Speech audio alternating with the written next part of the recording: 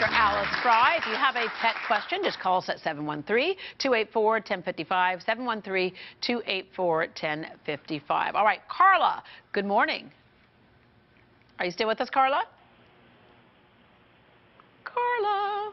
Right. Yes, hello. Oh, there you are. There you are. What's your question for Dr. Fry?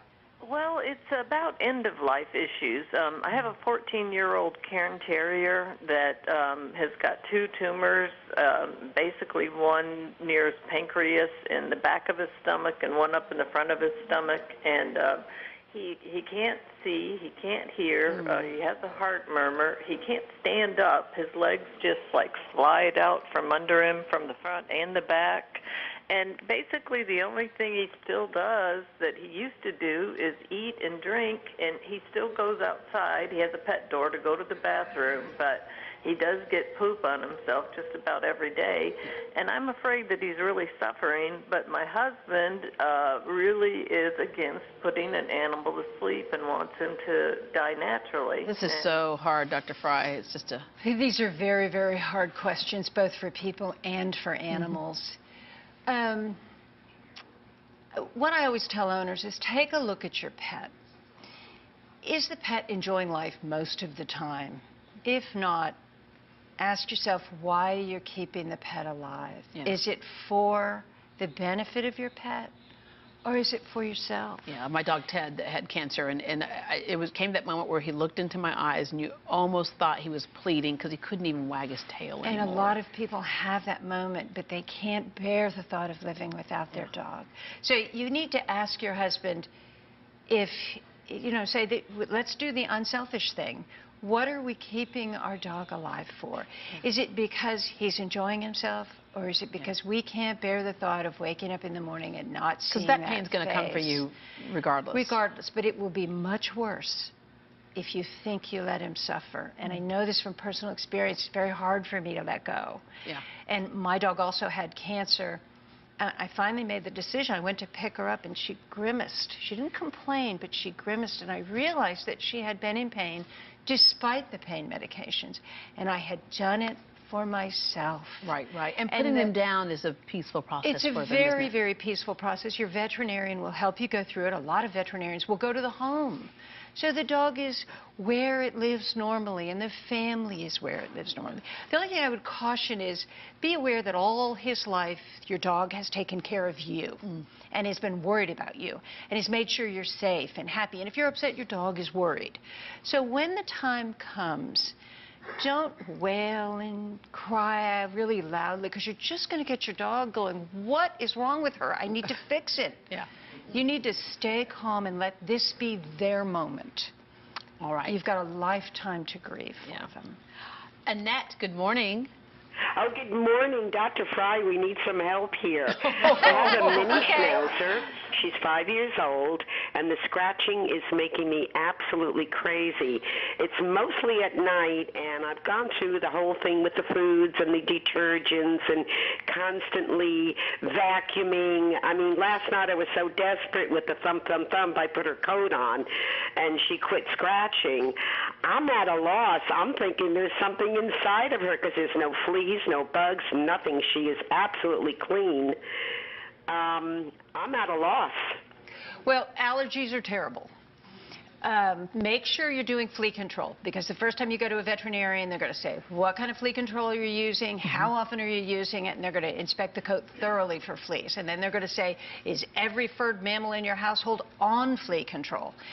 If your dog is chewing and itching, and it's allergic to fleas, and it gets one flea bite a week, it's going to itch all week long. Wow. Tear big holes in itself. The distribution of chewing and licking can sometimes tell veterinarians what's going on. So if it's over the tail and along the back and maybe in the back of the hind legs, that's fleas. So be aware of fleas. If they're licking at their paws, that can oftentimes be allergies to grass, pollens. They're walking on the ground, they're picking pollens up. Okay. Food allergies get worse as time goes on. And food trials are very difficult because it kind of builds up in your body. It builds up and it becomes resistant to antihistamines, even to prednisone. So if you have a dog who's progressively getting worse, there's a very good chance it's food.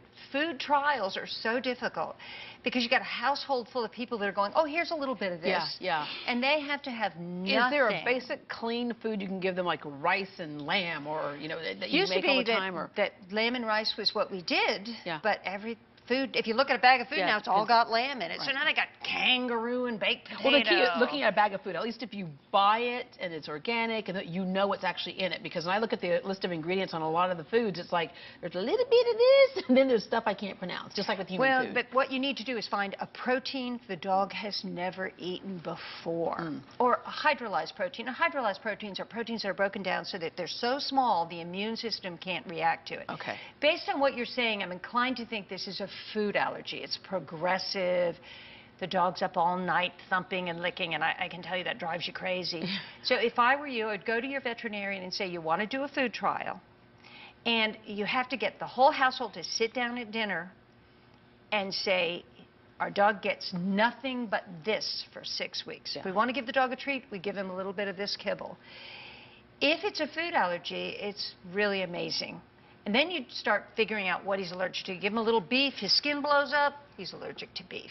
Some people are so happy with the food and the dog not itching that they never do a trial. They never test to see what he's allergic to. They just keep him on that food. Yeah.